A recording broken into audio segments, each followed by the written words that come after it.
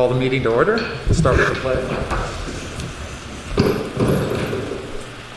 I pledge allegiance to the flag of the United States of America and to the republic for which it stands, one nation, under God, indivisible, with liberty and justice for all.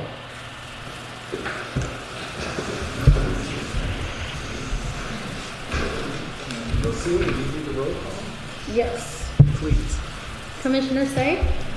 Here. Commissioner Smith? Here. Vice Chairman Glass? Here. Chairman Hewitt? Here. And Commissioner Cutler? Here. Absent today we have Commissioner Kennedy. And he put the comment. I believe Commissioner Kennedy is on the line. But I am certain that Commissioner Phillips is absent today.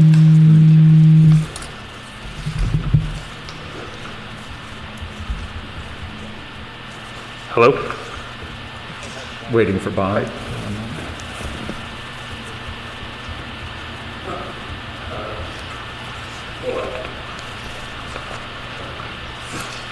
No, we can start the minutes without Bob, I believe. Yeah. The consent calendar. Everybody had a chance to look at it, and anybody want to make a motion? I'll second. Okay. Minutes under the consent calendar have been moved and seconded. Call for a vote? Or can we just say all ayes? We'll call for a vote. We'll just Yeah, be we'll call for a super vote. formal. Commissioner Say? Yes. Commissioner Smith? Aye. Vice Chairman Glass? Yes. Chairman Hewitt? Yes? And Commissioner Cutler? Yes. Thank you.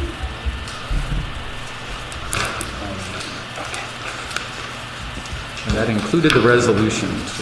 And Bob Kennedy is calling in right now.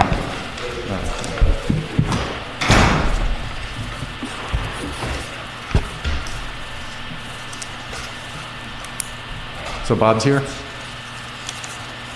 Momentarily. Okay.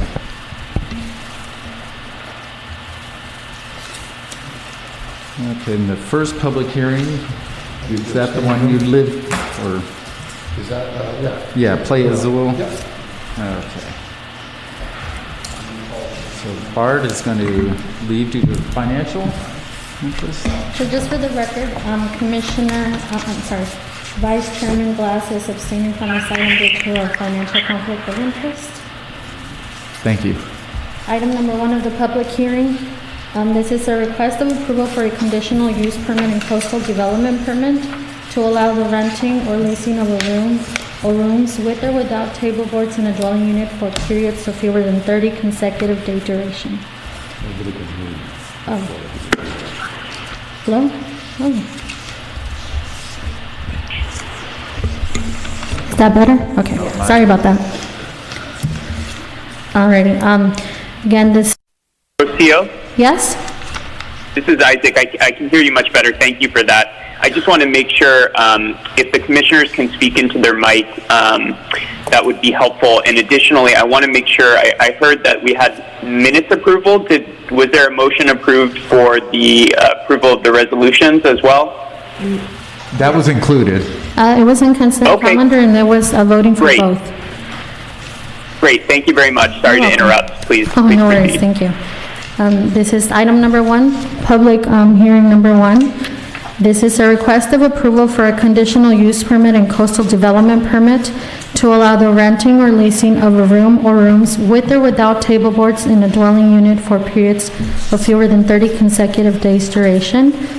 Transient rental section 9/6.602A of the Avalon Municipal Code at Building 18, Unit 74, Playa Azul, located within the Hamilton Cove condominiums. The project is in the coastal zone and is subject to a coastal development permit, which also requires a public hearing and planning commission approval. The planning commission will determine whether the project is within the 300-foot appealable seaward area boundary. The project is categorically exempt under Section 15305 of the state's CEQA guidelines, minor alterations and land use limitations. The project applicant and owner is Ms. Diane Wright. The PC number is 2732. It is low-density residential. Saturation map. A saturation analysis is waived for the transient rental units within Hamilton Cove condominiums, which is the location of the proposed use. The property contains 3 bedrooms and 2 bathrooms. The property manager 24-hour contact will be Hamilton Cove Real Estate and Vacation Rental. Under growth policy, Southern California Edison has determined the conversion to a transient rental will not require a water allocation. The application is in compliance with the 2020 growth policy.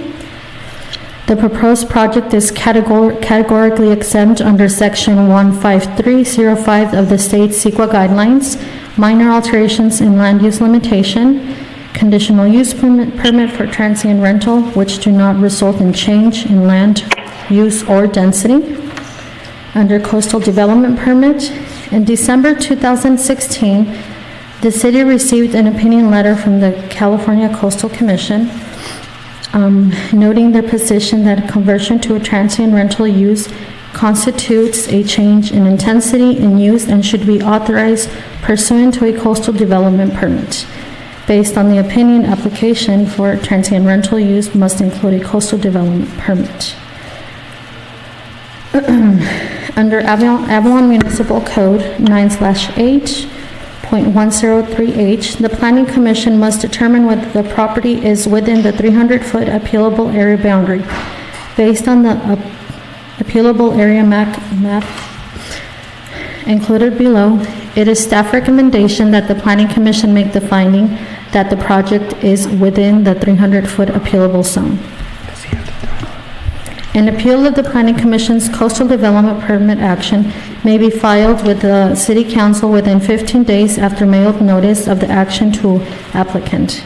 Any person may appeal the Planning Commission's determination that a proposed project is seaward of the area boundary to the Coastal Commission, and following exhaustion of the local appeal, any aggrieved person may appeal actions in local coastal permits. Seaward of the appealable area boundary to the Coastal Commission. The proposed change in use conforms to the certified local coastal plan. Avalon Municipal Code, Section 9/8-103-D1. For Planning Commission to issue a coastal development permit, the Avalon Municipal Code requires that the Planning Commission make the certain findings.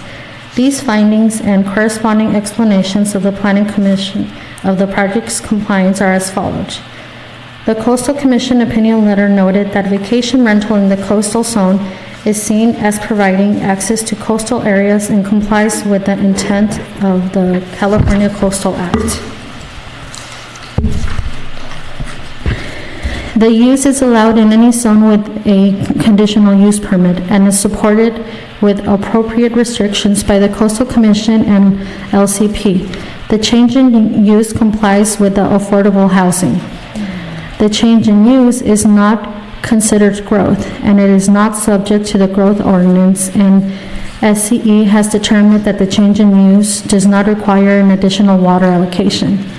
The Commission has determined that limiting occupancy to 2 per bedroom plus an additional 2 occupancy during any stage of freshwater restriction is appropriate. The only local approval issued by the Planning Commission that is applicable to the project is a requested local coastal permit and conditional use permit. The applicant complies with the saturation requirements. The project is located seaward of the nearest public highway to the shoreline and is consistent with Chapter 3 of the Coastal Act, as stated in the opinion letter referenced above.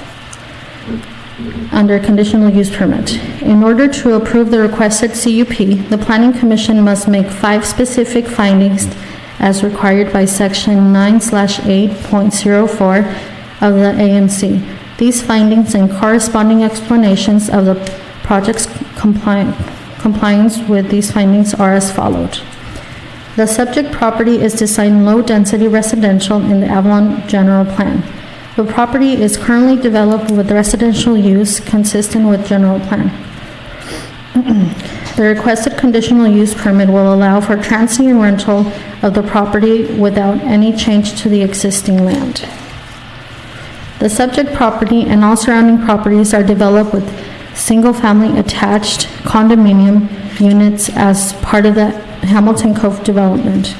The requested conditional use permit does not involve any physical changes to the existing residence that would adversely affect or may be materially detrimental to adjacent uses, buildings, and structures.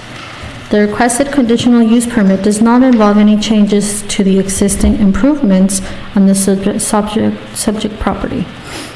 The requested conditional use permit will allow transient rental use of any existing residence that is served by an improved street adequate design to serve the properties.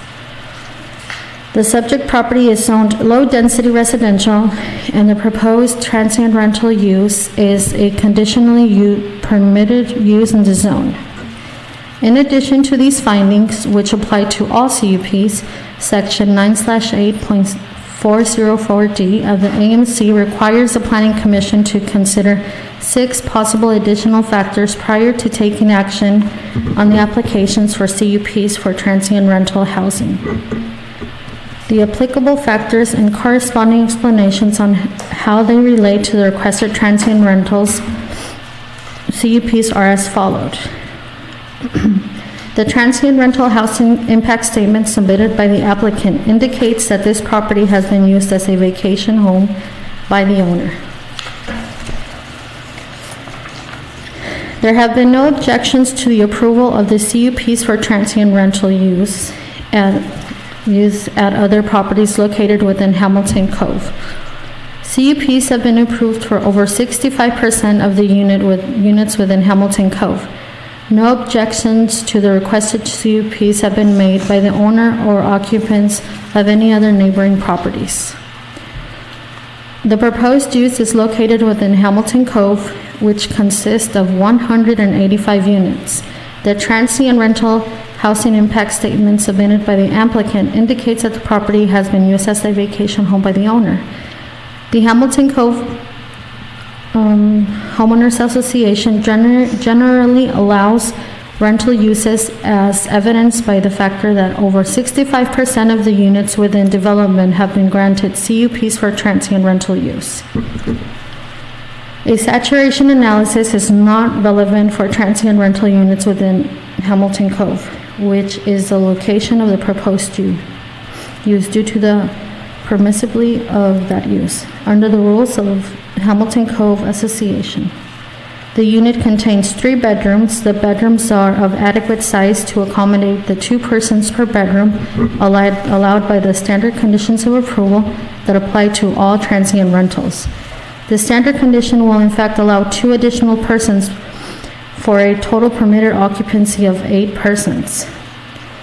And staff recommendation, based on the preceding discussion of the proposed project's compliance with the applicable principles and standards of the Avalon Municipal Code, the proposed use will not jeopardize, adversely, effectively endanger, or otherwise constitute a menace to the public health, safety, or general welfare, or to be materially detrimental to the property of other persons located in the vicinity of such use. Therefore, staff recommendations to the Planning Commission are: number 1, find the project categorically exempt under Section 15305 of the state CEQA guidelines. Number 2, adopt the findings necessary to support approval to the coastal development permit, including that the project is within the 300-foot appealable zone. Adopt Resolution 20/16 approving a conditional use permit for the operation of a transient rental at 64 Playa Azul, subject the attached conditions of approval. Number 4, include in the conditions of approval that upon sale of the property, the new owner shall be required to register their ownership with the planning department. Thank you. See you. Before we open the public hearing, any questions for staff about this? Yes, I have a question. Are we, I know we're out of water rationing, but yet we're not out, how would I say it? Are we still allowing 2+2 now, even though it hasn't been, maybe Denise can answer this question. I don't think we've been notified that we're out of the water rationing and with SCE. My understanding is we were in the least restrictive. So that automatically, because we had put in effect that when we were underwater rationing, that when we gave these conditional use permits out, that it was just going to be 2 per bedroom, and we weren't going to add the extra 2 for the living room. Correct? Mm-hmm. Did that lift already? Did we hear anything? Yeah. Or are we still under that? I think that was when we were in a shortage. Yeah, but I don't think we. But I don't know, there's, Have we been lifted yet? I guess that's something we can still do if, I can look into that. That I don't have that information off the top of my So head. can we find out, like, if we make a motion that we find that out before we give that to? But it automatically lifts once it's legal, once it's, the restriction is off of, from the Edison. So it's not like they're gonna lose it, but they can't have it until it is lifted. And I just wanna know if it's lifted. Yeah, I can look in that. If you want to make, if the commission wants to make a motion to move this forward, it'll be conditioned on the availability or on the adherence to any water allocation. So what I can do is find out that information and report that back via email to the commissioners. Okay, thank you. I would just like to mention since 2000. Just to reiterate to what Mike said, I think, Mike, if the commission wants to move it forward and we don't have an existing condition, we could certainly add as a condition of approval the availability of that water if the commission should take action on the CUP this evening. okay. Correct. Rosia? Great. You had a- I just wanted to add in the previous conditional use permit for transient rentals application coming forward to us in the last year, we have been allowing the additional 2. The commission may impose a condition to not allow that.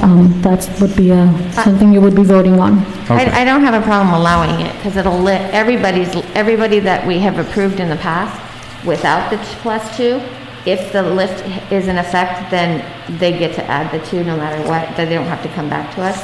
But I just want to know, I guess for a record, that it has officially been lifted. is all. Yeah, I'll report that at the next planning commission Okay, meeting. thank you. Any other questions for staff?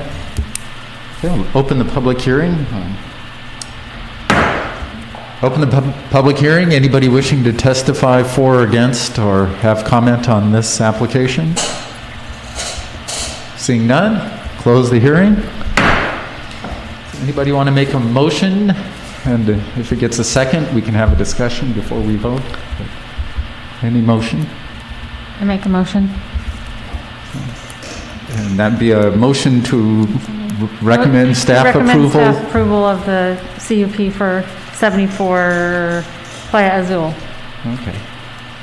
And all staff recommendations? I'm sorry. Okay. Yes, sorry, all staff recommendations. Does that include the addition of no extra people for the living room unless the water restriction Yes, is do I need to say that, or removed? And if it's removed, then it can I say becomes yes, or do I have automatic? to say Just all say that? yes, yeah. Yes. Okay. I'll second. And Okay, was that- Rosia, we have Bob Kennedy on the line too. I can't. Oh, okay. So is the motion clear? I mean, Yes. I think we all, know what it is. Any discussion? No discussion? Call for a vote? Commissioner Kennedy? If you can hear me? Okay. Commissioner Smith? Vice Yes. Chairman Glass? Okay. He's abstained. He- I mean, Oh, I'm so sorry, Bob yes. said yes. Chairman Hewart? Yes? Commissioner Putnam? Yes. And Commissioner Say? Yes. Yes, we've got one more? I already Oh, heard the votes, No. yes. This is Isaac again. For clarity, did we not receive an affirmative or negative from Commissioner Kennedy? He did. He affirmed. Okay, thank you. And did we get Commissioner Smith? Yes, we got it, all commissioners. Oh, she's shaking her head no. What was yours? Yes, nobody, I didn't Okay, say and you yes. made the motion too? Yeah. Okay. So, it was all ayes. Thank you.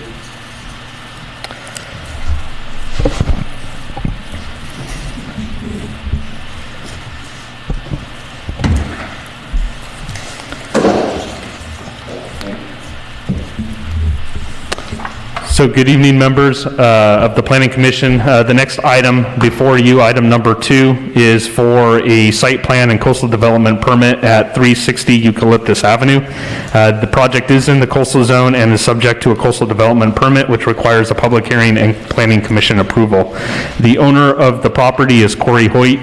The applicant is Fine Line Construction, and I have the applicant and the owner here in the audience today. The property is located, as I said before, at 360 Eucalyptus Avenue and is in the city's high-density residential zone in the area colloquially known as the residential flats. The project is categorically exempt under Section 15301D and E2AB of the state CEQA guidelines for existing facilities. The project, as mentioned before, is in the coastal zone, is subject to the coastal development permit, which requires a public hearing and Planning Commission approval. Based on the map provided in the staff report, staff's recommendation is that Planning Commission make the findings that the project is not within the 300-foot appealable zone. The project conforms and is consistent with the goals and objectives of the California Coastal Act. The project complies with all applicable standards and ordinances as set forth in the Avalon General Plan, the Municipal Code, and the Certified Local Coastal Programs. The staff report had previously indicated that as of the date of the report that no letter from Southern California Edison had been received from the city stating whether or not a water allocation is needed. Right after the submission or the posting of the agenda, we did receive a letter from Southern California Edison indicating no water allocation was needed. So I do have that on file now. Additionally, the proposed project is not located seaward of the nearest public highway to the shoreline. So in terms of the site plan, the LA County Assessor's Office currently lists the property with a total of 4 units. There's one structure that consists of 3 units and a separate structure consisting of 1 unit. The existing 3-unit, 2-story structure is not included in the scope of work for this project. The existing 1-story, 4-bedroom unit is proposed to be reconstructed with a 2-story, 3-bedroom, 2-bath, and 2-story family residence. There will be an added 2-foot railing to the second floor as well as an added roof deck. The existing structure is approximately 389 square feet, and the first story of that unit will be demolished, and the 4 bedrooms will be replaced with a 1-bedroom, 1-bathroom, 1-kitchen layout. Adding approximately 110 square feet for a total first floor area of approximately 500 square feet. The proposed second floor is approximately 450 square feet and will consist of 2 bedrooms and 1 bathroom. The project also includes the 332 square foot roof deck as previously mentioned. The building height that's being proposed is below the maximum permitted height of 28 feet, and the applicant did file a side yard setback variance application. However, the setbacks of the building are in conformance with the allowed minimum required setbacks with the exception of a 0-foot side 1 or side yard setback. This is found in Avalon Municipal Code 9-5.406D 1 through 4, which is legally non-conforming. So per the Municipal Code, a 0-foot side yard setback may be allowed if the adjoining property has been developed to the adjoining property line and the owner agrees in a recorded document that upon demolition of the existing property, it will be reconstructed with the same 0-foot setback. So no variance was needed for this project. In order to approve the site plan, the municipal code requires the planning commission make 3 findings under the municipal code section 9-8.203. The findings I'll make are as follows. So the first finding is that every use, development of land and applicable or application of development standards shall take place in compliance with all applicable provisions of the title. As proposed, the project is in compliance. As mentioned before, under the AMC, the 0-foot side yard setback is permissible. It's a legally non-conforming use because the adjoining property had been developed to the adjoining property line, and the owner is agreeing to, in a recorded document, that upon demolition of the existing property, it'll be reconstructed with the same 0 setback. The second finding is that every use or development of land and application of the development standards shall be considered on the basis of suitability of the site for the particular use or development intended, and that total development, including the application of prescribed development standards, shall be so arranged as to avoid traffic congestion, ensure the protection of public health, safety, and general welfare, prevent adverse effects on neighboring property, and be in general accord with the elements of the general plan. All of the surrounding properties are developed with either a single or multifamily residences, so the site is suitable for the proposed use and is consistent with the usage of that land. And then the third finding is that every use, development of land, application of development standards shall be considered on the basis of suitable and functional development design, but is not intended that such approval be interpreted to require a particular style or type of architecture. The design of the proposed remodel is suitable for the residential structure. As mentioned before, the project's description is to reconstruct an existing 4-bedroom unit with a 2-story, 3-bedroom, 2-bathroom, 2-story family residence with the added railing and on the second floor and an added roof deck. So based on these findings, staff recommends the Planning Commission approve the following. 1, to find the project category exempt under CEQA section 15301D and E2AB for existing facilities. Adopt the findings and approval of the coastal development permit and make the determination that the project is not within the 300-foot appealable zone, and approve the site plan as proposed with the standard list of conditions, which is attached as Exhibit A. So with that, that concludes my presentation, and as I mentioned before, I do have the applicants here as well. Okay, before we open the public hearing, any questions for staff on this application? Okay, seeing none, open the public hearing. Public hearing is open. Anybody wishing to testify or comment on this proposal? Yeah, I will. Name and address and... My name is Corey Hoyt. My business partner, George Paquette. We own the property at 360. Oh, sorry.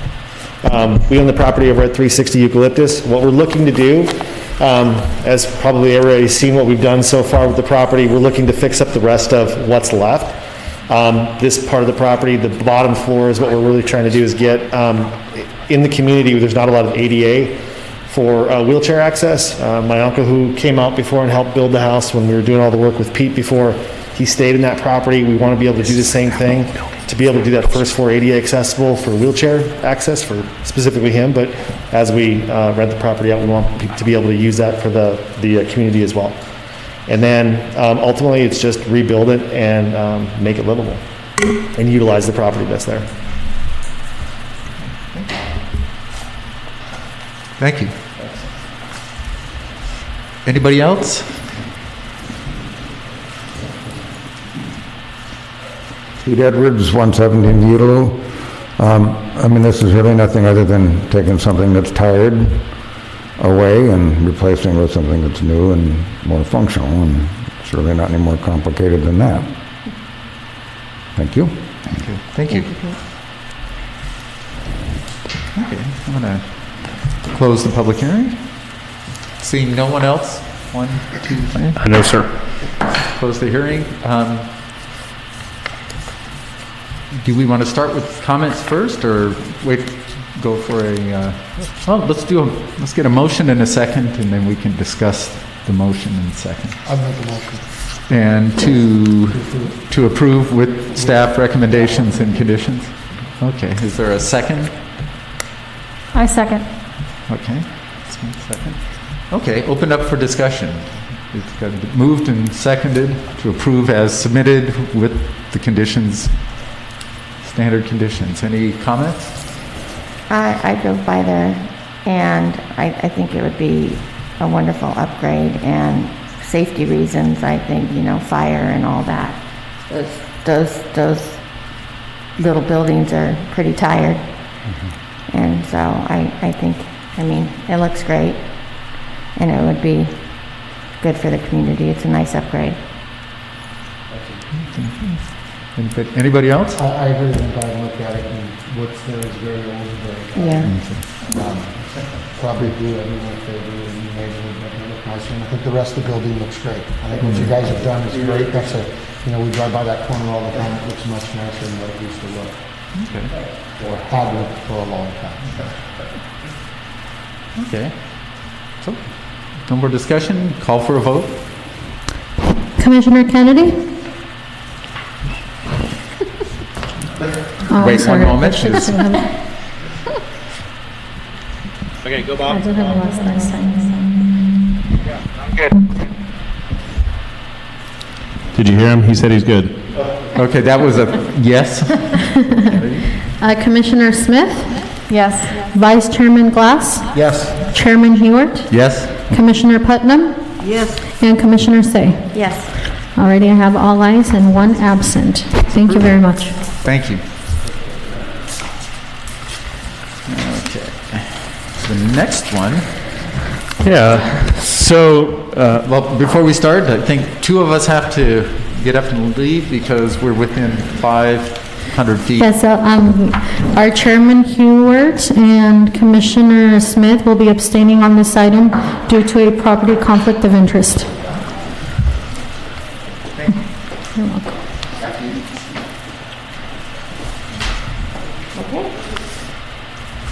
Okay, item 3.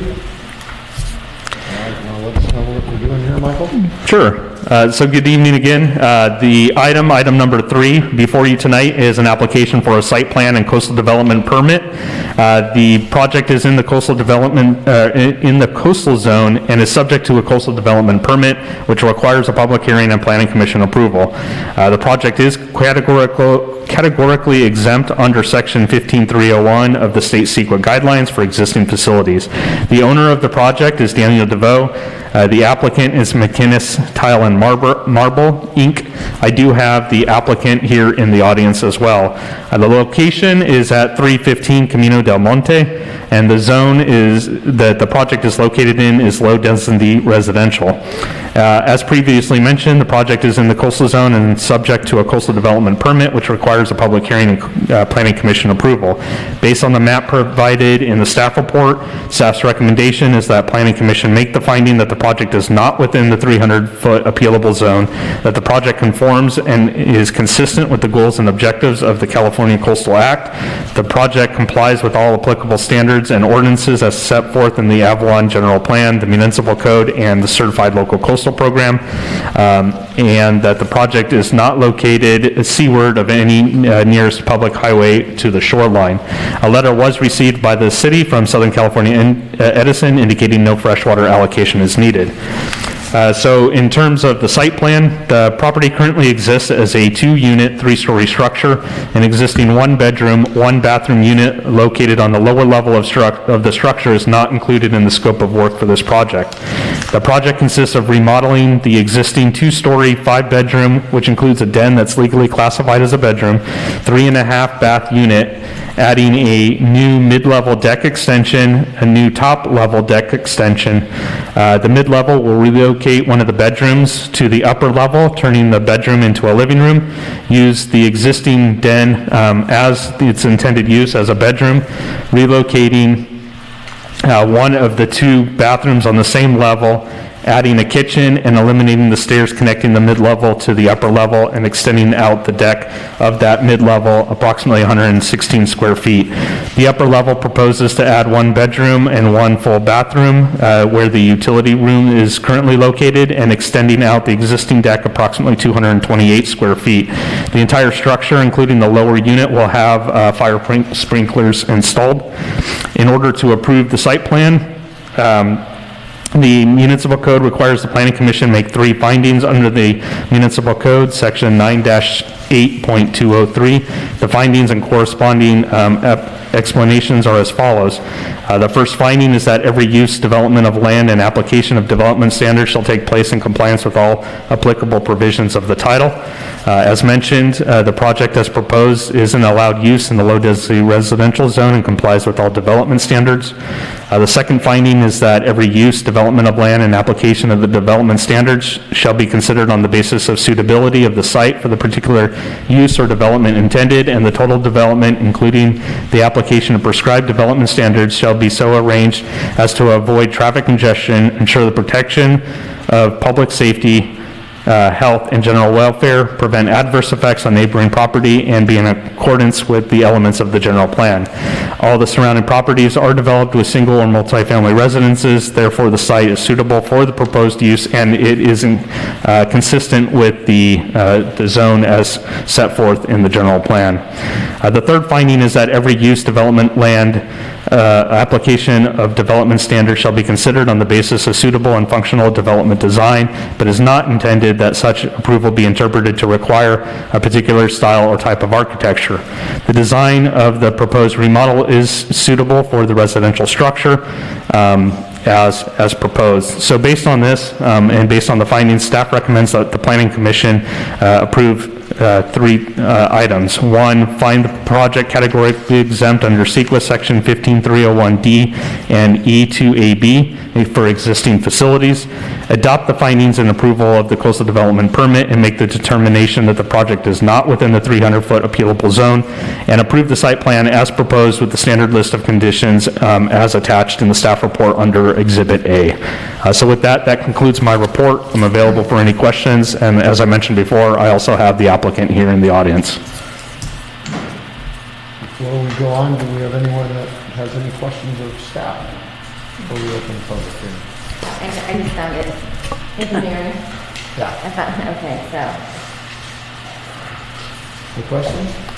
Open the public hearing. Anyone like to speak on behalf of this property? Did you want to speak? No. Any questions of the applicant? No. Close the public hearing. Discussion amongst ourselves. Do you have any questions? I drove by it as well. I did as well. I went inside, went through, saw what they were doing. I was in the property prior. I was always shocked that the decks were so small. Because literally the decks weren't much wider than this thing here. So I spoke with, I believe, one of the contractors in there. He showed me around, showed me where they wanted for the decks, where the supports would come from and all that. And it seems straightforward to me. Anyone want to make a motion? I'll make a motion to approve with staff recommendation. I'll second. Call for a vote, or was there any more discussion? Acting Chairman Glass, Yes. Commissioner Putnam, Yes. Commissioner Say, Yes. and Commissioner Kennedy.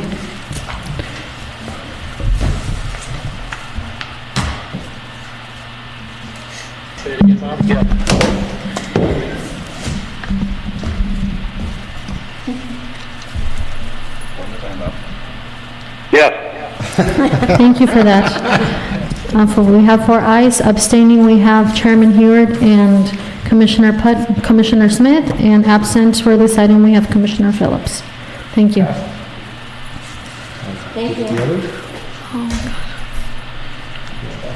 I think you. I think Mike is grabbing everybody else.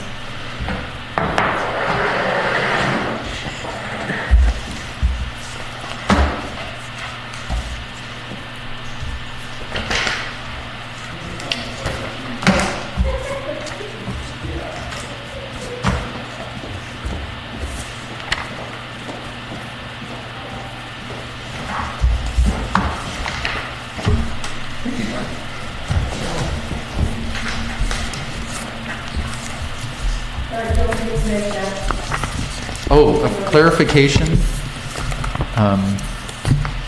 Commissioner Smith was not, or didn't, yeah, she was financially involved in the property, and that's why she didn't attend the meeting.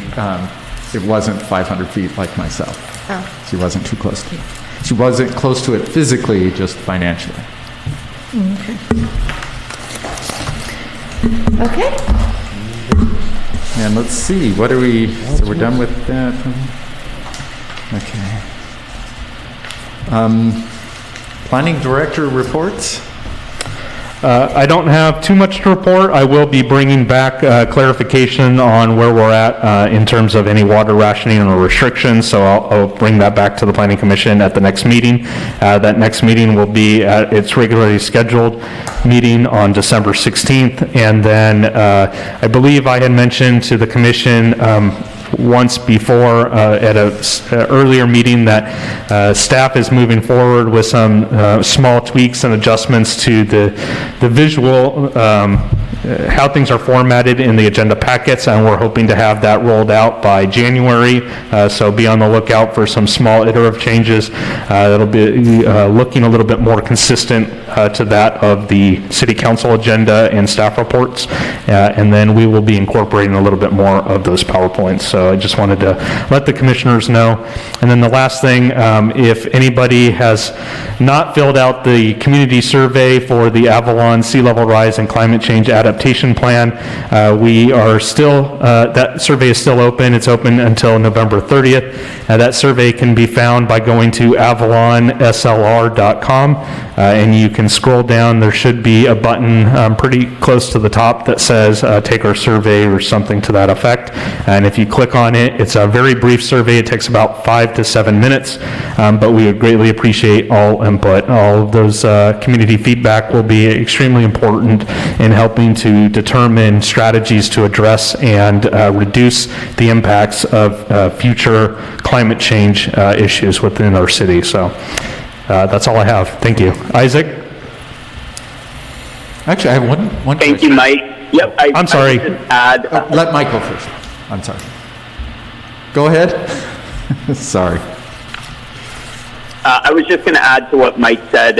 It sounds like the idea is to bring back some information on water allocation, which ties nicely into bringing up water allocation with respect to ADUs, which came up at the last meeting. So Mike and I will work to tie that together for our next Planning Commission meeting held in December. Thank you, Isaac. Okay, thank you. One question, how is the proposed CUP change going through council? I guess they had one reading and Yeah, so the item was brought forth to the City Council at their last meeting on November 10th. The council, after great deliberation and discussion, ended up conducting the first reading of the ordinance as proposed by the Planning Commission. Second reading is scheduled for December 15th. If they approve it at the second reading, the ordinance will go into effect beginning on February 1st of 2021, and staff will be back, one, to report on its status, and two, also to talk about how that transition will come across, as well as any reconfiguration of fees that are more commensurate with a license rather than the CUP process. Okay, thank you. Actually, it's really encouraging because the amount of deliberation that went on here, it'd be really nice if it gets passed as proposed by the Planning Commission, just to kind of let everybody know that you need to get in early in on the planning process to have influence on it. So I did have a couple people approach me after that meeting, and their main concern was property owners that, I know there's a process legally that the city puts it in the paper, right? And did we email? Public notice. That they felt that if they lived out of state or lived somewhere else in Elder, they don't look at the Islander. They don't check the website, on a regular basis. And is there, legally, like when you're changing the use of somebody's property, like that runs with the land, does the city legally required to notify each, like a mailing or each property owner? Or is it just the same notice that you know, get in the paper and put it on the website? As to the legalities or the specific nuances of the legalities, I'll let Isaac answer that, but the city we followed all applicable rules for posting and notification, so. Okay, I mean, they just approached me after Yeah. that meeting, and, And this proposal doesn't change any of that. It did, yeah, and it did come up at the city council meeting. Ultimately, there is no requirement that mandates the city to email or notify every single affected property owner. The other rebuttal to that was also that this has been in deliberation since late 2018. So if anybody's saying that they were not aware of that, it's been discussed on multiple venues, both at the Planning Commission as well as the City Council for well over 26 months. longer than that, but I just wanted to give correct information when I'm approached, so, thank you. Thank you. Yep, and I would just add to what Mike said, our office worked closely with the city and with Mike to ensure we met all our prerequisites with respect to notice that were required, and to just reiterate, I think the transparency on the process over the last couple of years has been consistent and as required. Okay, thank you. Thanks for that additional report. And city attorney report. Isaac? That's it for me. I hope everyone has a great Thanksgiving, and looking forward to back again for our regular December meeting. Okay, thank you. Thank you, Isaac. Commissioner's business. Anything new? Looks good. Business from the audience? Anybody? Seeing none? Well, I'm done. Yeah. Okay, I'm going to adjourn. Thank you very much. Good night, Tony.